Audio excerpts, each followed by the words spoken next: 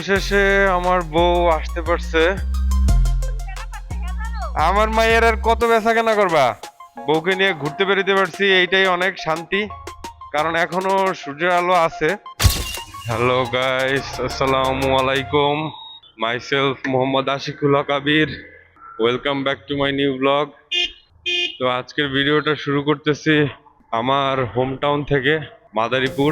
এটা হইতেছে মাদারীপুর সদর মডেল থানা। আর আমার হাতের ডানে হইতেছে মাদারীপুর স্টেডিয়াম। মাদারীপুরে লাজ ফার্মা আছে, ওই যে দেখতে পাচ্ছেন আশা করি, এই যে লাজ ফার্মা। আর এইটাকে বলে হইতেছে পুরাতন বাস স্ট্যান্ড, ঠিক আছে। তো আমারটা যেহেতু এফআই, মাদারীপুরে আসলে বেসিক্যালি যেটা হয়, পাম্পে খালি পেট্রোল থাকে অ্যাভেলেবেল, কিন্তু আমি চেষ্টা করব প্রয়োজনে একটা দুটো পাম্প ঘুরবো, কিন্তু অকটেনটাই নেওয়ার চেষ্টা করব, হ্যাঁ। আর আপনারা জানেন যে বিখ্যাত এয়ার হাওলাদার জুট মিলস, হ্যাঁ, যেটা আগে সমাজবিজ্ঞান বইতে পড়ছিলেন, সেটা হইতেছে যে এই যে আমার হাতের যে ডানে যে এরিয়াটা দেখা যাইতেছে, এটা হইতেছে এয়ার হাওলাদার জুট মিলস ছিল, হ্যাঁ। এখন বর্তমানে এটার একটা অংশ র্যাবের 8 নম্বর ক্যাম্প হয়েছে, আর এটা হইতেছে সড়ক ভবনের অফিস। আর আমার হাতের বায়ে এটা হইতেছে এসপি অফিস, পুলিশ সুপারের কার্যালয়। আর পাসপোর্ট অফিস হচ্ছে এদিক দিয়ে, এটা হইতেছে আঞ্চলিক পাসপোর্ট অফিস। এইটা হইতেছে পৌর কবরস্থান। আবার আমার হাতের বায়ে হইতেছে জজ কোর্ট, এখানে আমার বাবার কর্মজীবন ছিল 30 বছরের। মানে দেখলেন তো, এতটুক জায়গায় পার হয়েছি চায়ের কাপের মতো, হ্যাঁ, সব আশেপাশে। মানে মাদারীপুর শহরটাই হইতেছে মানে একটা চায়ের কাপের মতো। আপনি মানে ম্যাপটা দেখলে বুঝতে পারবেন, একদম ছোট্ট একটা শহর, কিন্তু ভাই মানে আপনি কোনো অংশে মানে ফালাই দিতে পারবেন না, ঠিক আছে, কি নাই এই শহরে। আর সবচেয়ে মানে ইন্টারেস্টিং ফ্যাক্ট হইতেছে, এটাকে ইটালির শহরও বলা হয়। কেন বলা হয়? আমাদের সময় খেলার মাঠে খেলতে গেলে আমরা মানে খেলার জায়গা পেতাম না, এত পরিমাণ পোলাপান হইতো। আর বর্তমানে প্রেক্ষাপটটা উল্টা। এখন খেলার মাঠে গেলে খেলার মাঠ ঠিকই ফাঁকা থাকে, কিন্তু খেলার সেই পোলাপান আর লোকজন পাওয়া যায় না। ওকে, তো কেন? এখনকার পোলাপান আর খেলাধুলা পছন্দ করে না, এরা বুঝা গেছে যে ভাই money is the second god, প্রচুর অর্থ কামাইতে হবে, টাকা কামাইতে হবে। তো বৈধভাবে সম্মানের সাথে, হ্যাঁ, সরকারি চাকরির সাথে যদি তুলনা করা হয়, তাহলে সেটা আমি করব বর্তমানে দুইটা সেক্টরের সাথে। সেটা হইতেছে কন্টেন্ট ক্রিয়েশন, আরেকটা হইতেছে যে প্রবাস লাইফ। ওকে, তো এই হাতের বাইরটা হইতেছে মাদারীপুর পৌর কেন্দ্রীয় বাস টার্মিনাল। এটা একদম নতুন হয়েছে, ব্র্যান্ড নিউ, মাশাল্লাহ, দেখতে অনেক সুন্দর। আর আমি যেটা বলতেছিলাম যে আসলেই সোনার হরিণ, সরকারি চাকরি যেরকম সোনার হরিণ, ঠিক সেই রকম এই প্রবাস জীবন, কন্টেন্ট ক্রিয়েশন, এইগুলো হইতেছে সোনার হরিণ। কেন ভাই? কারণ প্রবাসীরা ইনকাম করে ডলারে, হ্যাঁ, তারা যখন রেমিটেন্সটা পাঠায় সেটা ডলারে আসে। আবার যারা কন্টেন্ট ক্রিয়েশনের সাথে যুক্ত, আমি সহ এরকম আরো সবাই বাকি যারা আছেন, তাদেরকেও আপনারা কোনোভাবে কম মনে করবেন না, হ্যাঁ। তাদের পেমেন্টটাও কিন্তু ডলারেই আসে, ঠিক আছে, রেমিটেন্স ফাইটার বলতে পারেন। তো আসলে দৃষ্টিকোণটা আপনার, আপনি কিভাবে দেখতেছেন। আমি ভাই সহজ সরল মানুষ, চুরি টুরি পারি না, চুরি টুরি বুঝি না, তাই আমি আমার ওপিনিয়ন জানাইলাম, ওপিনিয়ন বললাম। তো এটা হইতেছে সার্বিক পাম্প। আমি চলে আসলাম সার্বিক পাম্পে, মার্শাল্লাহ। আর ওই যে সার্বিক পরিবহন, এটা ঢাকা থেকে মাদারীপুরে আসে। আপনারা যারা মাদারীপুরের যাত্রী তারা জানেন। এই যে এখান থেকে এখন তেল নিয়ে নিবে। আমি তেল নিছি 1250 টাকার, 8.9 লিটার।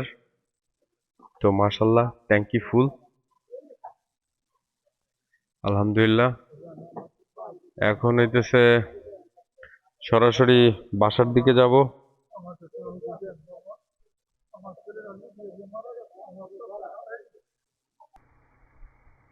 হইতেছে মাদারীপুরের আরেকটা পরিবহন, এটা হইতেছে সোনালী পরিবহন। এটা বন্ধু, ছোটবেলার বন্ধু অরবিদের পরিবহন এটা। তো যাক, আলহামদুলিল্লাহ ফুল ট্যাঙ্কি তেল নিতে পাইরা খুবই আনন্দিত আমি।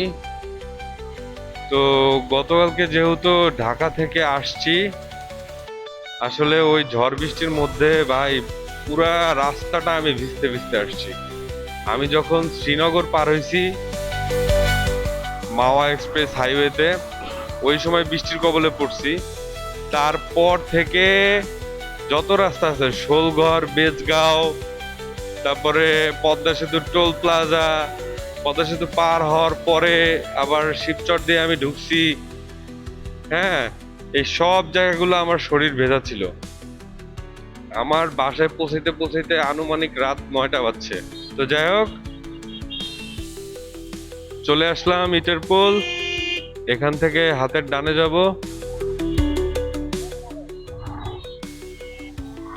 এই তো হাতের ডানে চলে আসলাম। এদিক দিয়ে বাসায় যাব। বাসায় গিয়ে একটু রেস্ট নিতে হবে। তো এখন আছি বর্তমানে ইটের পোলের রোডে। এখান থেকে সরাসরি যাইতেছি আমার শ্বশুর বাড়ি।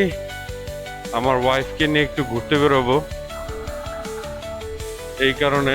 তো আরো আগেই বের হওয়ার কথা ছিল, কিন্তু আমার বাবু একটু অসুস্থ থাকার কারণে ও ঘুমাইতে চাইতেছিল না। এই কারণে ওর মার বাবুকে ঘুম পাড়ায় বের হইতে হইতে এই বিকাল হয়ে গেল। তো কথা বলতে বলতে আমি চলে আসছি এখন, এটা হইতেছে ইটের পোলের মোড়। তো এই ইটের পোলের মোড় থেকে ডানে যেতে হবে। তো চলে আসলাম।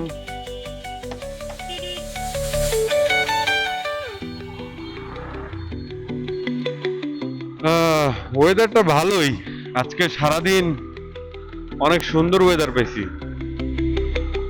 আমার তেলের ট্যাঙ্কিও ফুল। আহ, একদম গলা পর্যন্ত তেল ভাই। সেরা সেরা। তো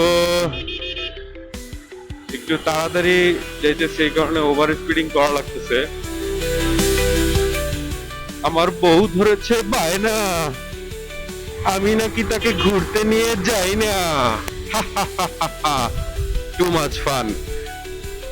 তো চলে আসলাম একটানে আমাদের এলাকার বিখ্যাত বিশেষ ব্যক্তি জনাব শাহজাহান খান। এই যে ডান পাশেরটা তার বাসা, সেখানে চলে আসছি। তো সামনে হইতেছে আমার শ্বশুর বাড়ি। তো আগে ওয়াইফকে রিসিভ করি, সবাই ভিডিওটা না টেনে দেখতে থাকুন। তো অবশেষে আমার বউ আসতে পারছে। ওই যে ম্যাডামের সময় হয়েছে।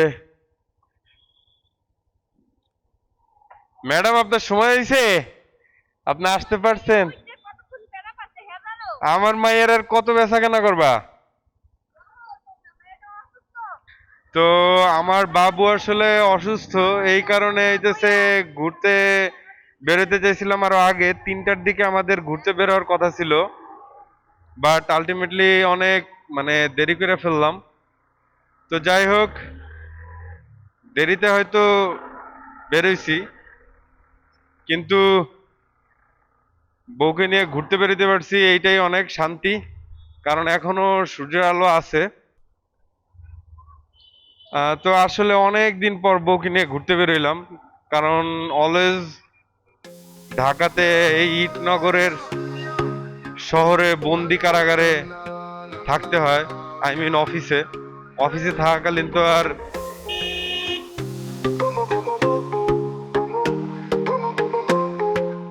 এইরকম সুন্দর দৃশ্য দেখতে কতই না ভালো লাগে। হ্যাঁ, কত সুন্দর।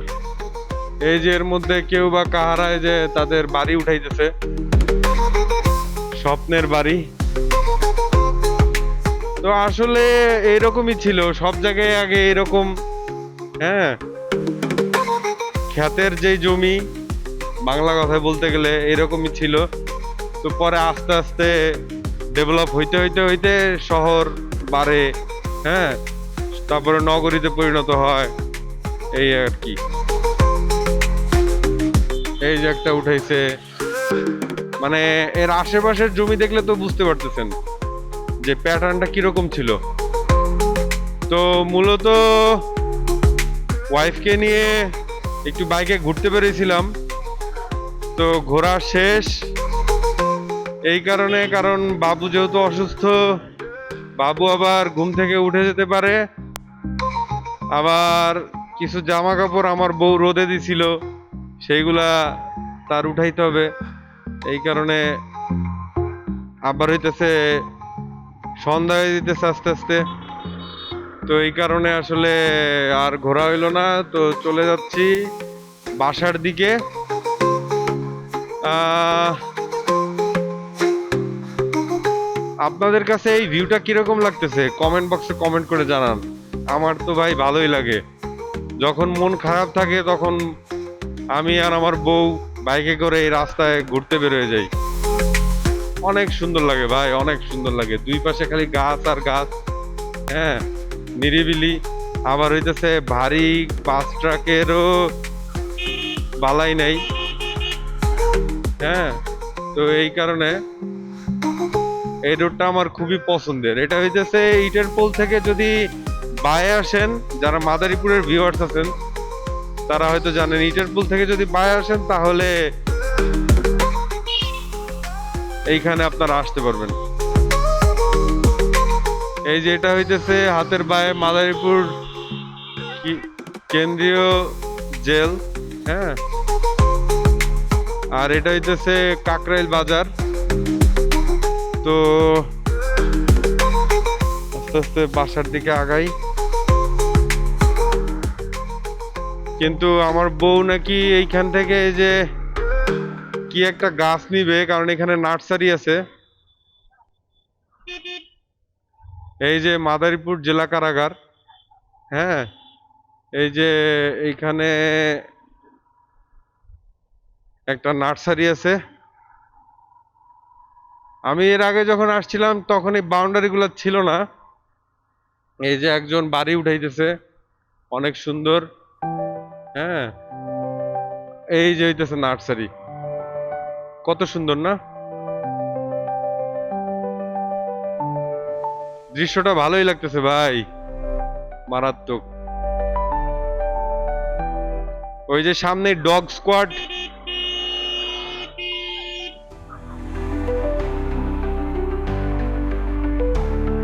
তো এই যে হইতেছে সামনে মাদারীপুর জেলা কারাগার।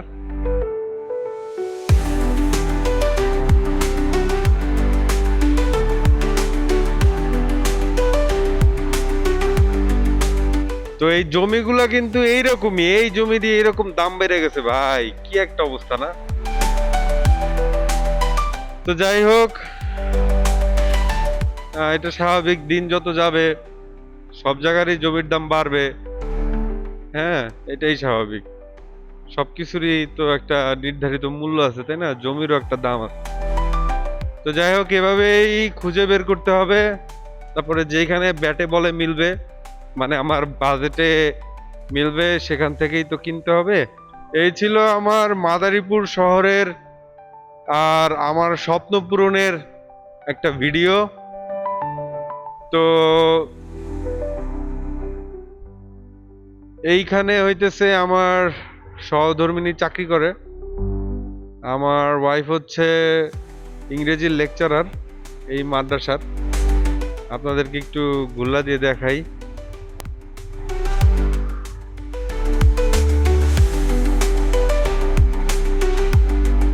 আমার বউ হইতেছে এই মাদ্রাসায় চাকরি করে, ইংরেজির লেকচারার। দোয়া করবেন যেন নিজেদের যে এই স্বপ্ন আছে, ইচ্ছা আছে, এটা ফুলফিল করতে পারি। তো আপনাদের সাথে এখানেই বিদায় নিয়ে নিচ্ছি, সন্ধ্যা হয়ে গেছে, নামাজ পড়তে হবে। সেই পর্যন্ত সবাই ভালো থাকবেন, সুস্থ থাকবেন। দেখা হবে পরবর্তী কোনো ভিডিওতে। আসসালামু আলাইকুম।